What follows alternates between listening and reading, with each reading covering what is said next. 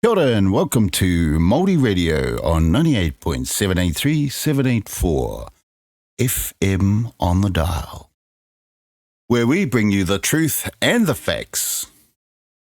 Most of the time anyway. Kia ora whānau. Welcome to my first ever podcast, radio, whatever you want to call it.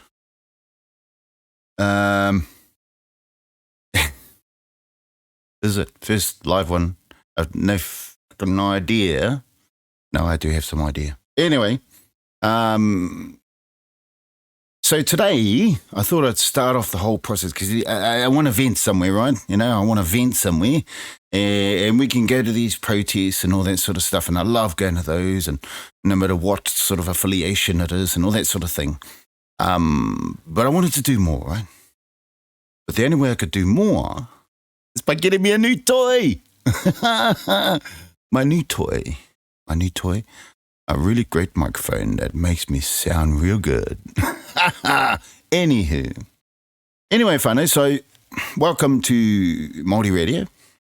And tonight what I was going to do first of all was go over, read this post that I read today, and it goes over what the government is doing with this COVID-19 vaccination response bill that was passed with urgency through the House, still going on as we speak. In fact, probably at the time I put this up, it'll still be going. What was that? Okay.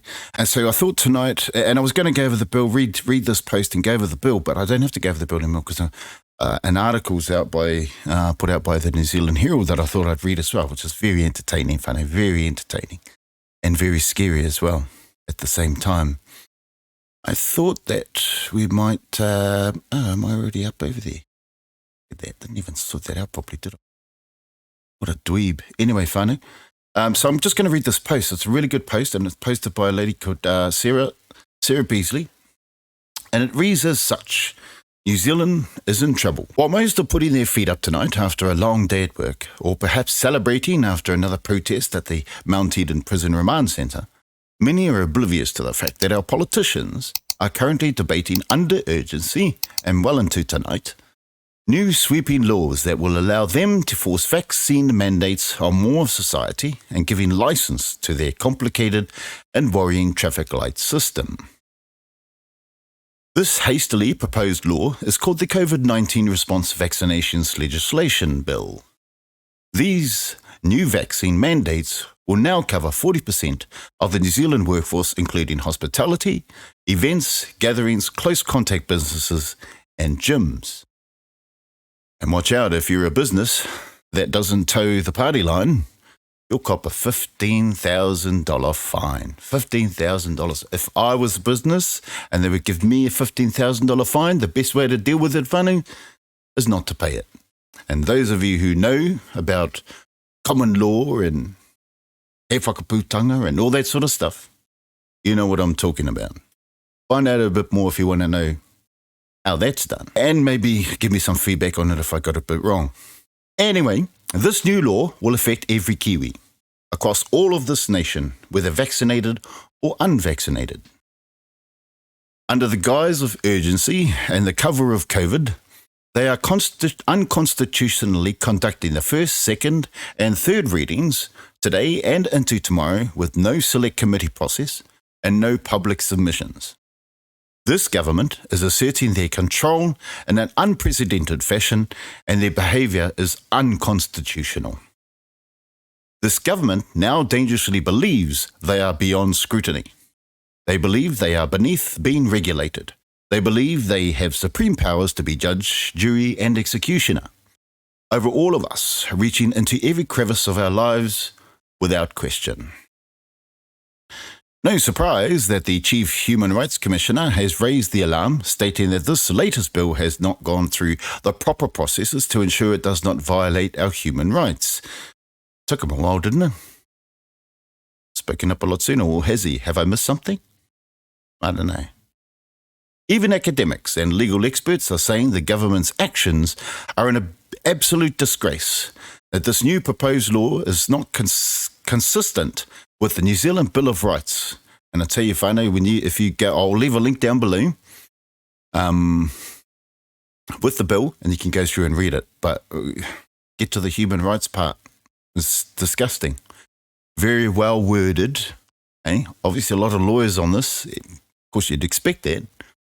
But you read it. Whānau, it's disgusting. Very disgusting. Yet this government continues to violate the Bill of Rights. This proposed law will alienate sectors of society and create new classes of citizens similar to apartheid. What's worse, there seems no clear purpose to this new bill. There are many anomalies, and implementing it is going to be a nightmare for many businesses. I can imagine. I was at a meeting recently with other business owners, and the stress of the cost of implementing this, plus the distress of being forced into doing something that goes against their moral code, was undeniable. But unfortunately, there are a good number of New Zealanders still unaware, not ready to be roused from their slumber or blindly sleepwalking through life, allowing this government uncurbed and unvetted control.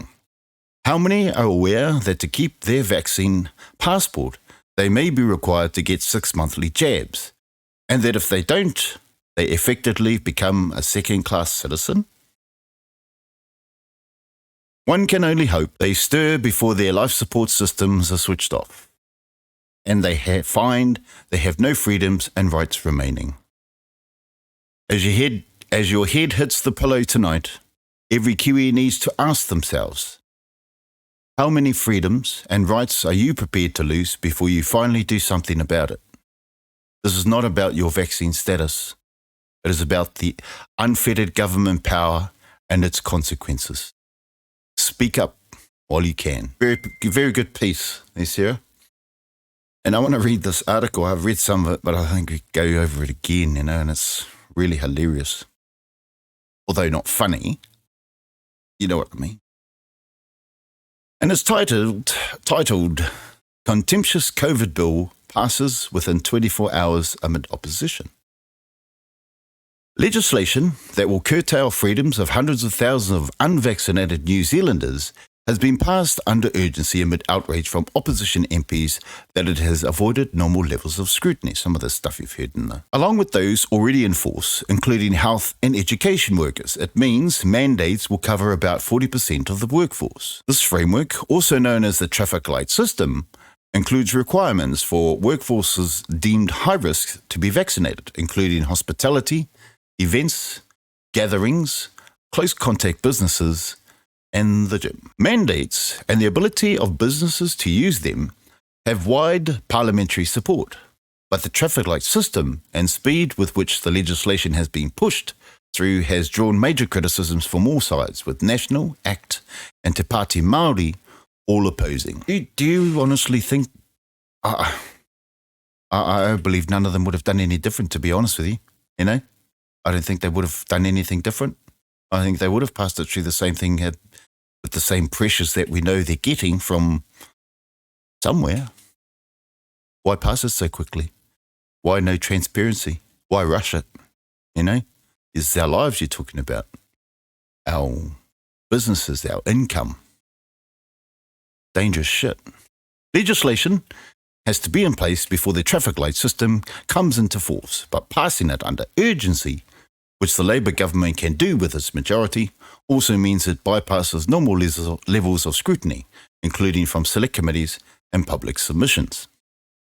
National COVID-19 spokesman Chris Bishop said it was one of the most significant bills and yet would become law within 24 hours of being introduced. One of the most significant bills in history, and there's no process. The Labour government just put it out there. There you go, New Zealand. Yeah. Just try and watch my language. And yet would become law within 24 hours. This is contemptuous of Parliament, contemptuous of the people of New Zealand, and contemptuous of the rule of law, Bishop said during the third reading. Labour also rejected a motion to have post-enactment review of the law, which was supported by all of the parties. I don't know what that means, but it all sounds pretty screwed to me, eh? Bishop said he was unsure if the law would actually give the government the powers it sought, potentially opening it up to legal challenges. Oh, yeah, they don't mind the legal challenge. Hey, they got unlimited money for the challenge, to be challenged, legally challenged. They don't care. Bishop said it was not that some of the aspects were not justified. National generally supports mandates. Hey, but that the laws proposed needed more time and scrutiny, citing comments from government legal advisors over the short time frame. COVID has been in the community since August, and since the elimination strategy failed, the government had no backup plan, Bishop said. He feared the secretive... Oh, excuse me. He feared the secretive and non-transparent way the bill was being rammed through could further fuel division. This bill will backfire on the government. It will not help. Te Pāti Māori co-leader, Debbie Ngārewa Peka, said it was a cruel bill and that tramples on tikanga. Ngārewa Peka said they were concerned about the lack of consultation with Māori and if it was consistent with Te Tiriti o Waitangi. Even Speaker Trevor Mallard criticised the use of urgency. Trevor Mallard, the Speaker of the House, particularly given the policy around the framework became public on October 15. That's my birthday too, by the way. October 15, bruh. Their policy decisions, their drafting instructions, or an exposure draft of the bill could and should have been made public and preferably considered by a select committee, even through reference to the House of or using committees' inquiry functions. The failure for that to occur is primarily the government's responsibility. Urgency of this type used to be common. It isn't anymore, for very good reason. It resulted in bad law. Introducing the bill, COVID-19 Response Minister Chris Hipkins said the measures were justified given the situation and that the pandemic and the public health response requires. They'll help us to better manage the public health risks that are caused by those who haven't been vaccinated, because the reality is now the key thing to bringing greater freedoms for us all is to encourage those people to be vaccinated. Freedoms, eh? You get vaccinated, you have freedoms. Now freedoms. Hey, they're not. All those things you want to do, go to the gym and go to the... They'll help us to better manage the public health risks that are caused by those who haven't been vaccinated. Whoa, I just read that again. I've read this like 6 times and I only just realised what that actually said. Oh, there goes my phone. I didn't mute it. They'll help us better manage the public health risks that are caused by those who haven't been vaccinated.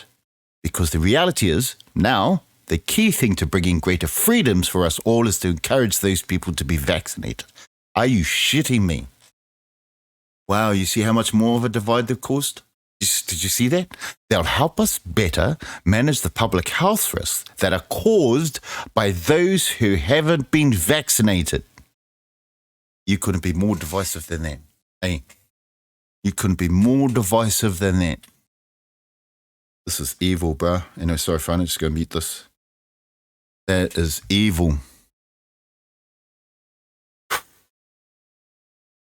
Prime Minister Jacinda Ardern said the government was not abusing its power by rushing through the bill. Without these provisions, we would not have the ability to ease restrictions and into the new framework. I know that's not her accent. I haven't learned her accent yet, but I'll learn it soon. One of the lack of detail in the bill, Ardern said, they had used orders throughout the response as it allowed restrictions to be lowered more quickly than the full legislative process.